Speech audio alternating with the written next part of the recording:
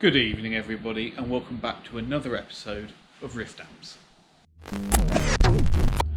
Okay, so Super Reverb is done, just about to reassemble it into the cabinet. I just wanted to show you the output transformer, what that looks like. Remember, we've replaced the transformer but we've reused the original bell covers. One, so I didn't have to drill the chassis because the mounting holes were slightly different, but two, because it retains that original appearance. Now, someone messaged me and said, well, what happens if another tech looks at it and thinks it's the original transformer? Well, obviously it's got different wires coming out of it, so you can tell that way. But also on the documentation that I'll give to the customer, obviously he gets the old transformer back, but on the documentation we'll put output transformer replaced, reuse the original bell covers for appearance. But there you go. So I'll just load it into the cab and then we'll give it a final play test. Also, quick tip for you. Someone asked me, how do we make sure that we get the chassis perfectly centered within the cabinet? Now, if you don't know, the cabinet opening on a Fender amp is exactly 1/8 of an inch wider than the chassis. Doesn't matter whether it's Champ, Princeton, Super Reverb, anything like that. It's always 1/8 of an inch different. Obviously, being American amps, they're imperial. So what we use, if it's 1/8 wider, that's 1/16 each side. So we get a simple piece of Fender board that they use for the eyelet boards. We use this one as a template. These are exactly 1/16 of an inch thick. So we just put one in one side, put one in the other, and that ensures that when we do up the chassis bolts, it remains centre. So just to show you the result, once the bolts are done up tight and torqued to spec, we can remove our spacers and you'll see there is exactly 1/16 of a gap that side and 1/16 of an inch gap that side, and that puts your chassis perfectly central. Right, all done then. So I've got a looper running into the amp, so we'll just turn it up.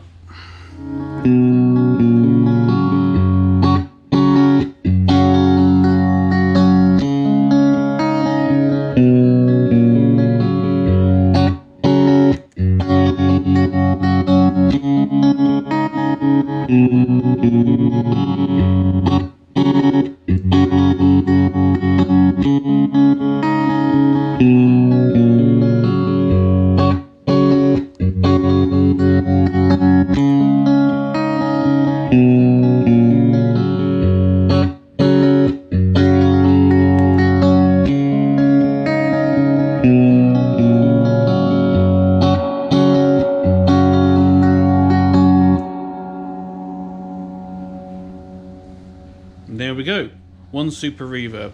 One thing I didn't say is that I had to install new sockets for both channels. Unfortunately, the ones that were in the amp, they'd lost all their tension and I couldn't quite bend them back into place on both sides. So you could jiggle it and it cut in and out. So we got rid of those, put new ones in, customer gets the old ones back, and that signs off the Super Reverb. Okay, so I'm starting the build on this PR18. We buy these chassis in, they're an imperial chassis. They come pre-punched with most of the holes that we need.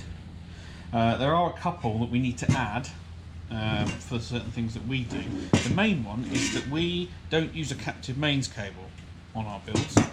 We run an IEC socket with a built-in fuse holder, which means we have to punch this chassis to make the square hole for that to fit. So first thing I do, it's just a bit of masking tape, and then from this edge here, 87mm in is my centre line, which is where I want that to go. And now I need to find the point that's exactly halfway up, and I think I actually go 1/2 mm taller than it needs to be. So we measure this chassis. Bear in mind this is an imperial chassis, but for this job I work in metric. It's about 45mm tall. So half of 45, of course, 22.5. So we'll set it to 23.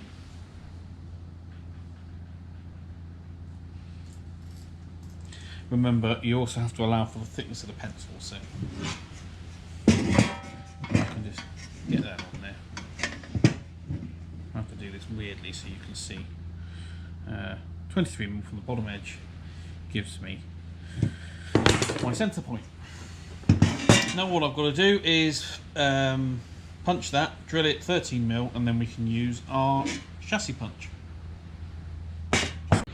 Okay, so with our hole drilled, 16mm in this case, we can start to use the punch. And that's quite simple. We take this part here, comes in from the outside.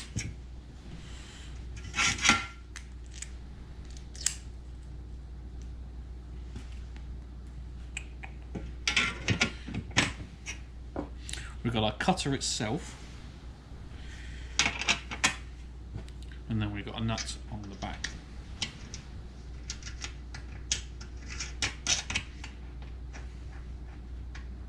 I'm just going to snug that up slightly, but give me enough room to rotate it. Then what I need to do is get 2 right-angled straight edges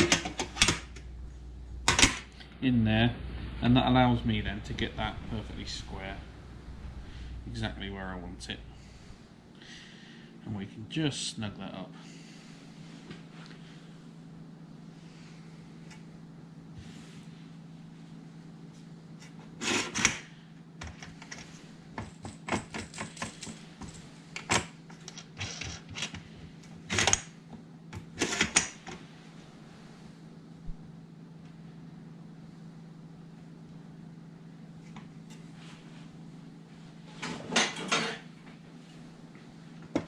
What we're going to do with your ratchet spanner,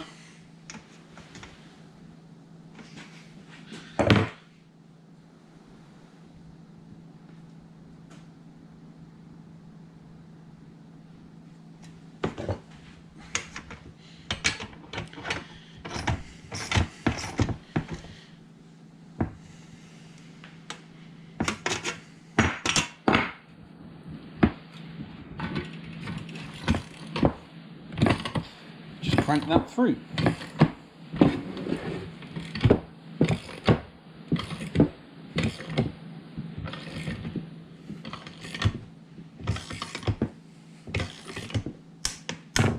There you go, you heard it pop.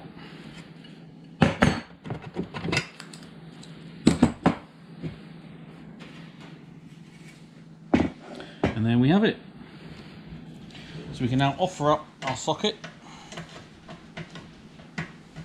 That fits in there nicely, and then I can just drill the 2 mounting holes, and that is our socket done. Right then, so we've just had this one dropped into us. This is a Fender Vibro King. We looked at this amplifier almost exactly 1 year ago to the day. Last year, customer complaint was he noticed the smell, he heard a pop, there was smoke coming out of the inputs, and then it switched off. We found that there was an issue with the reverb circuit. The reverb driver, which in this case is a 6V6, yeah, 6V6, had popped, had taken the reverb transformer with it and some components on the board. So we fixed all that, got it working. He's been gigging it for a year, and he's just come back from a festival where the reverb stopped working. There was no weird smell, no smoke this time, but he has noticed the change in tone of the amplifier. So we need to get this one apart, diagnosed, and see if we can get it fixed for him. Right, it's quite easy this one actually. Got this one on the bench, got the schematic on the iPad. Just been tracing it through, everything seems to be okay. Plugged in our reverb tanks on the bench, and reverb works. Choose the humming. You can hear there's quite a nice long reverb. plug the tank that's in the amp in, and the reverb doesn't work. Open it up, and what do we find? Broken wire.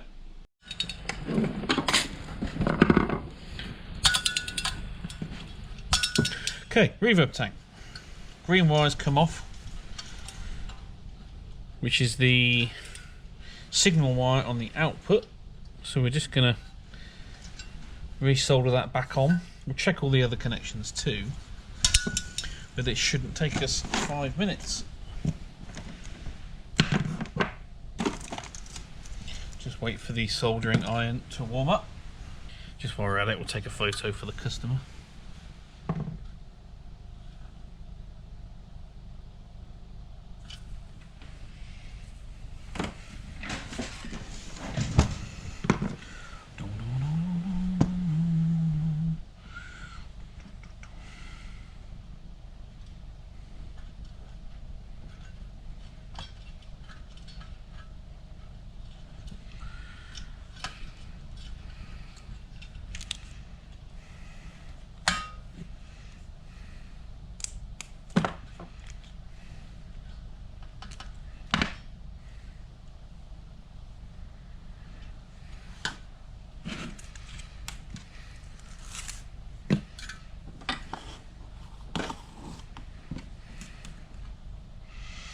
Always pre-tin your wires, but you lot know that anyway.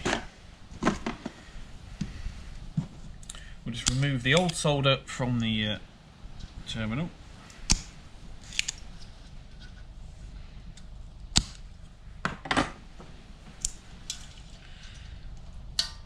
It's the second broken tank I've had in a week.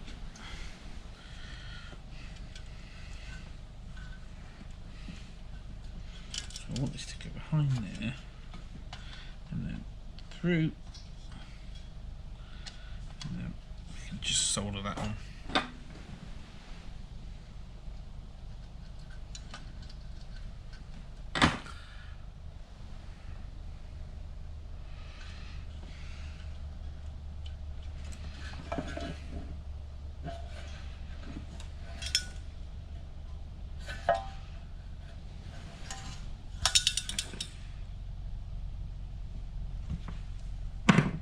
Done. So you can hear the reverb's working, but if I wiggle the connector,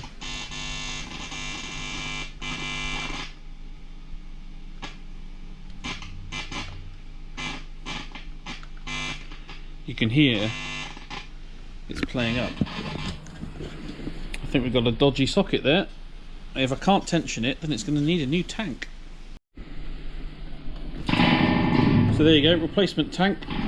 Our reverb works. Ignore the colours, I've got to swap the cable around on the amp. But there you go, needs a new reverb tank. Diagnosed. Let's give the customer a call and get permission. So customer approved the new tank. Amp is all back together and tested and ready to go. A nice easy one, wasn't it? Right then, so we've just finished putting together the PR50 that I showed you the other day. This one's now ready for shipping. As you can see, it looks absolutely fantastic. Really happy with the way this one's turned out. Warehouse speaker, of course. So PR50 is the 50 watt version in our PR range. Unlike the 6, 18 and 35 models, this one doesn't have tremolo. We had to remove it to get the extra power from the amp, but instead we've given it 2-knob reverb as standard. So that one's shipping off to the Netherlands. So we need to get that boxed up, and then that one is done. Right, so it's Wednesday today. It won't be when this video comes out, of course, but it is snowing outside. It won't stick, but it's been snowing all day, and it is absolutely freezing. Anyway, so where are we then? So PR18 build that I'm doing. Do you remember I showed you the REC hole socket? Well, I've finished that off. I've drilled the mounting holes for the chassis, for the board in the chassis, so that fits in there quite nicely. Checked all the transformers fit, and hopefully you can see that, but I punched the serial number into the chassis. We haven't always done it like this. We usually just ride it on with a Sharpie, but we punch all the serial numbers into the pedals using this set of punches. You just line it up and smack it with a hammer. So we thought we'd start doing all the chassis as well. Looks really nice. So that's that PR build. Not much progress on that, but I've actually got time to sit down and do something on that later on. We've got Jamie's working on, he's got 2 Ainsley builds at the moment, so he's just finished popping the sockets in this chassis. Started putting some components on the sockets, and we started twisting and heat shrinking transformers we get made for us, special for this amp. So he's cracking on with that. His desk's always a mess. And I've also just started to do some prototyping on a new amp. So this is a blank chassis, a small blank chassis that we buy in, that I like to use for prototyping. On the software, I've done a basic board layout at 1:1 scale, so I can kind of see where things are going to go. And it gives me an idea exactly how much room I've got. So, for example, I could put valve sockets in, or if we're going to use a CAN capacitor, I could pop that in and kind of see what kind of actual space I've got, because you can do it on a computer, but it doesn't always quite work out the way you want. So yeah, so just roughly working this one out. I've still got to work out on this one whether I want the filter caps on the main board, which is my preference, or whether we actually go for CAN caps. It'll probably be on board, but we don't have a lot of room in this, and I do need to get those in. So that's what I've been working on as well. We've got some pedals. Obviously we're working through our next batch of pedals. Managed to B-stock one of them, so we need to get that done and fixed and get the others built. 2-rock update, still not making a noise. So it hasn't misbehaved at all. So I don't know what we're going to do with that. This is another prototype. I don't know if I've shown this one to you before. In fact, this is the same chassis as this one here. You can see you can squeeze quite a few valves on this. So this is a working prototype for something, or an idea that I had. Sounds great, but I don't know if we will ever actually move forward with it. But you can see on this one we've got filter caps on the main board, and use stand-up style transformers on the rear.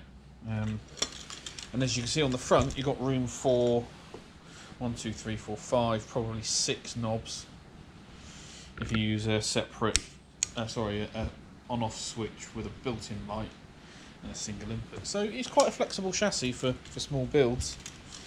So you can see how that goes.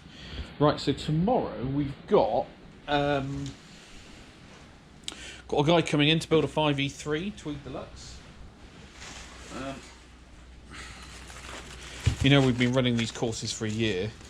We used to do 5E3 in a day, so you come in and build an entire Tweed Deluxe in one day, but it was a very long day, sat at the build bench. There's a lot to do, and it didn't give you a lot of time. to reflect and think, and also diagnose any problems. You know, if the amp build didn't work, it would often be down to me to get it fixed quickly, so the customer wasn't here until midnight. So we moved it to a 2-day build. It's a bit more relaxed. You take your time with things more. You can learn more. But all we do with the builds is we just, before the customer arrives, we just mount the transformers and we make up an eyelet board, which the customer will populate and add flying leads to. He can then add all the sockets, pots and switches and things in front, which makes it much easier for them. So that customer is in tomorrow. I'll ask his permission to film, but obviously if he doesn't want to be filmed, then I won't be able to show you what goes on. But I will stay after each evening and show you the progress. You at least have to see what gets done in each day and how that works. But hopefully, fingers crossed, he will be quite happy to let me film what he does during his build course. Apparently he's actually a guitar tech, a repairman, runs his own little business, but wants to come and build an amp. So fingers crossed, he's actually he's quite good at soldering. So we won't have to teach him much on that front, and he can crack on and build himself a 5v3 Tweed Deluxe. So yeah, looking forward to that one. Right, so it's the end of the day, Thursday, but I want to show you the progress that he's made today. So here we are. I'll just pull the board out because that's not in yet. Why is it fighting me? Take it over to the bench and show you. So he's populated his board and put all his flying leads on. So he's done a really good job. It's nice and neat. Fantastic job. Done all of his underboard connections. Connecting all the bits up. And we've got our flying leads on, ready for wiring it into the chassis. Speaking of which, here's the chassis.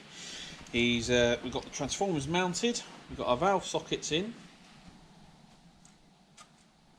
and we've got our pots on our switches and fuse holders and things in. We do the input sockets last, but he's started making progress on that. It's a good day's work. So tomorrow his job is to do his transformer connections. Once those are done, we can wire in, we can install the board, start making those connections up. Then we've got heaters, mains wiring, and then we should be able to fire it up on the bench, and hopefully we'll have a working 5e3. Okay, so Ian has finished his 5e3 Tweed Deluxe build, and guess what? It worked first time. It sounds absolutely fantastic, puts out good power. We've just got to put the knobs on the front, load it in its cabinet, and then, if you don't mind, Ian, we'll get some playing done. Yeah. Definitely. Yeah, but you can see he's spent the last 2 days hand wiring his own 5e3 Tweed Deluxe. He's done a fantastic job, 0 issues with it. It worked first time. All the voltages are spot on, so I am super happy with the result. So there we go, that's a 5e3 Tweed Deluxe kit build on our 2-day course completed. This is Ian. Ian spent the last 2 days building the amplifier. He's done a fantastic job. It worked first time, no complaints, no repairs needed. So he can take that out, and if he wanted to, he could gig it this evening, which is the goal of the course. So I want to say thank you, Ian. Thank you very much. It's been great. Thank you very much. Yeah, have you enjoyed it? It's been an incredible course. The course is just quality from start to the finish, and I've come away with a bit of a dream amp for me. Yeah, definitely. Yeah, I'm saving up to come back. Oh, fantastic. Anyway, well, thank you very much. It's been great having you. You're welcome. Thank you very much. Well, that's it then, guys. We're all done again. Another week over. Build course went fantastically well. Customer Ian, fantastic amp that he built. Really happy with that. Sounded absolutely brilliant. So I couldn't be happier in the way that one turned out. We've done quite a few build courses now. In fact, I'll show you. We've got a little wall of shame out the front of the workshop, and you can see everyone that's been and built a course. I make everyone take a Polaroid. So there's Ian with his amp that he built this weekend, and here's everyone else that's done it. So we've had a lot of fun with them. You're going to need to get a new board soon. But yes, that's it. I need to tidy up the workshop because it's a mess. It's been a busy week, got a lot of stuff on. What am I doing next week? Oh, actually, quick update. PR18 that I'm building. I've made some progress on it today. Got the bias board, the mains transformer and the sockets in. Starting to wire those up. Put the pots in as well, so we'll get those done. I want to have this fired up by the end of next week. Jamie's been working on an Ainsley Lister signature. He's almost done with this. He's just got to finish off his heater wires and then we can test it. There's probably one or two more jobs on it, but that one's nearly done. And he's got one more to do after that. And then I'm sad to say he's going to be leaving us to work in Probe Audio. He's going to work and build mixing desks for a bit. So he's signing off with 2 fantastic builds. So there we go. Hope you've enjoyed this week's episode, and I shall see you all next week.